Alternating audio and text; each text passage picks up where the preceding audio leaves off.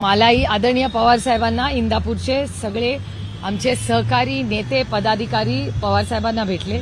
ते मलाही काल संध्याकाळी भेटले।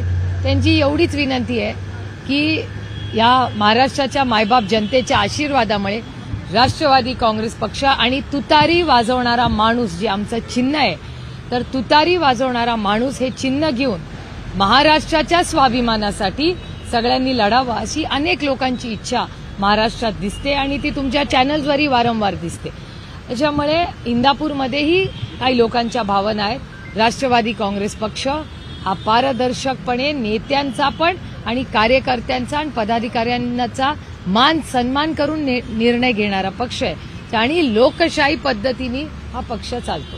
त्याच्यामुळे प्रत्येक जण येऊन नाही एंट्री असं नाही हो, एंट्री आणि एक्झिट असं नसतं।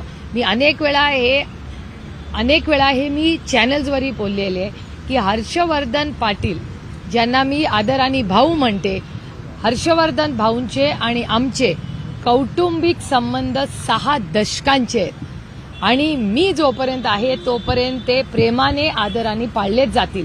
कोण कुठल्या पक्षात आहे हे नाही, पण सिनियर भाऊ जे होते, सिनियर भाऊंचे आणि आमचे कौटुंबिक संबंध, त्याच्यानंतर भाऊ गेल्यानंतर हर्षवर्धन भाऊ राजकारणात आले। त्यामुळे आमचे कौटुंबिक संबंध कालही होते, आजही आहेत आणि उद्याही राहतील। आता कोण काय निर्णय घेईल राजकीय, ह्याचा आणि आमच्या कौटुंबिक संबंधाचा काहीही संबंध नाही।